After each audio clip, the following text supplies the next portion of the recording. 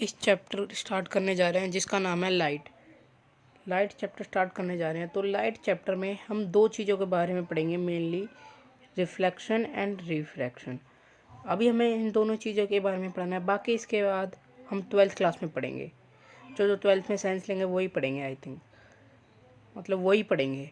तो इसमें हमें अभी ये पार्ट 1 है, तो हम इसमें इंट्रोडक्शन पढ़ेंगे और इसके लॉज ऑफ रिफ्लेक्शन पढ़ेंगे। सब लोगों से पूछा जाए कि लाइट होता क्या है, तो सब अपने अपने अलग जवाब देंगे। कहेंगे कि सर लाइट वो होता है कि जो हमें दिखाई दे, जिससे कोई ऑब्जेक्ट हमें दिखता है।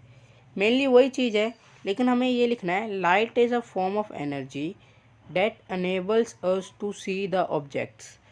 इसके कहने का मतलब है कि लाइट एक एनर्जी है जो हमें मदद करता है ऑब्जेक्ट्स को देखने के लिए।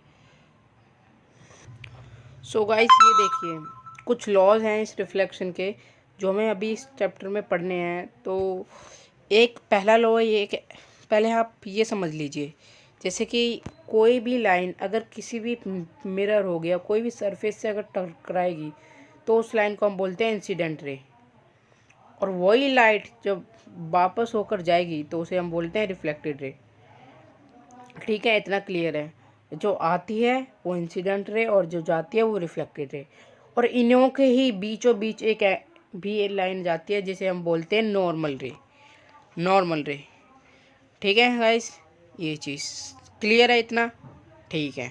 और इनके बीच में जो एंगल बनता है ना, ये होता है एंगल ऑफ इंसिडेंट और ये होता है एंगल ऑफ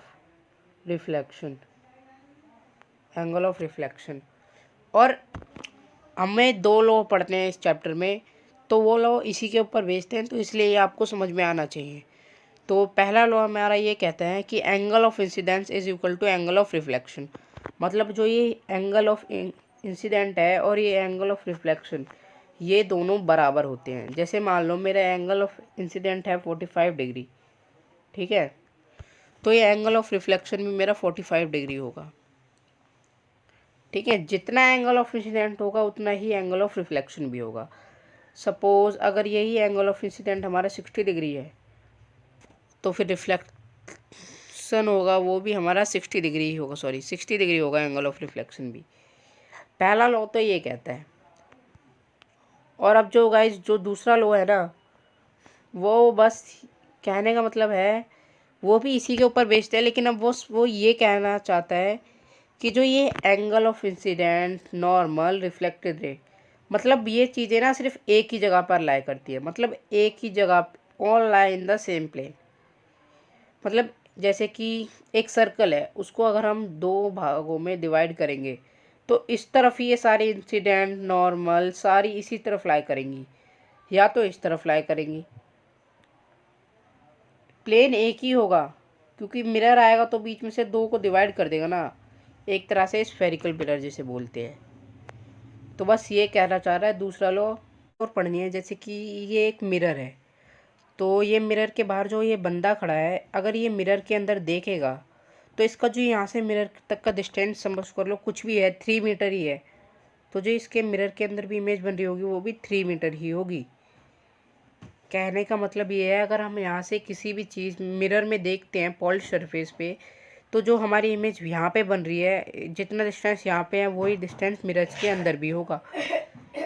जो डिस्टेंस यहाँ पे है वो मिरर के अंदर भी सेम ही डिस्टेंस होगा, कुछ बदल नहीं जाएगा। यहाँ पे तो मान लो 3 मीटर लिया है मैंने, ऐसे ही अगर आप सपोज करो कि यही डिस्टेंस यहाँ पे 4 मीटर का बन रहा है, तो मिरर के अंदर भी यही डिस्टेंस 4 मीटर का बनेगा।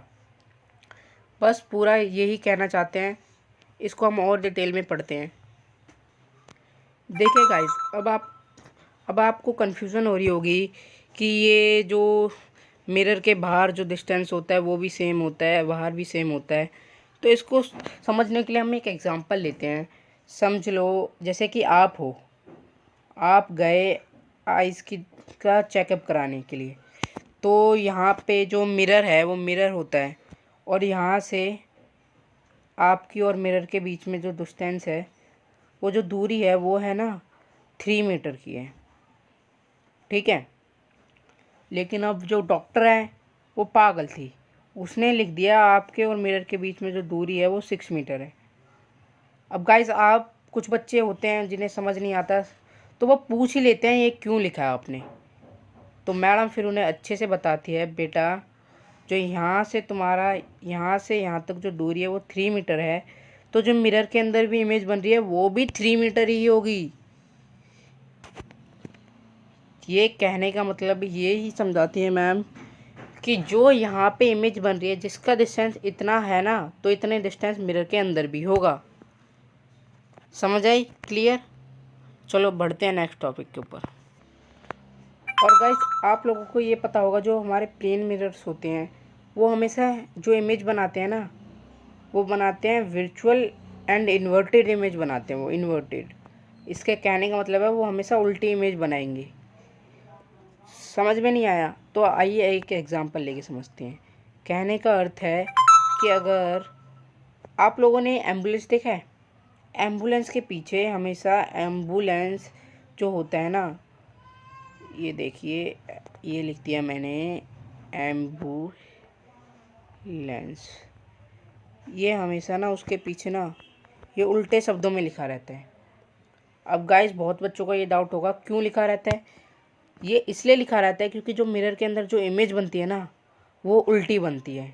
जैसे कि अगर मान लो मैं कार चला रहा हूँ, कार है और जो इसके अंदर मिरर लगा है ना, सामने से अगर एम्बुलेंस आएगी ना तो मुझे उल्टा नहीं सीधा दिखाई देगा, क्योंकि वो लिखा ही उल्टा है तो इमेज वो हो जाएगी इन्वर्टेड हो जाएगी, तो इसी वजह से मुझे सीधा दिखाई देगा। तो गाइस यहाँ तक का था हमारा टॉपिक। तो आज हम जो आपको नहीं समझ आया ठीक है, अगर नहीं समझ आया तो आप मुझसे कमेंट सेक्शन में पूछ सकते हैं, और इसका पार्ट 2 मैं जल्द ही लेके आऊँगा। इस पर लाइक्स ठोक ठोक के भरिए।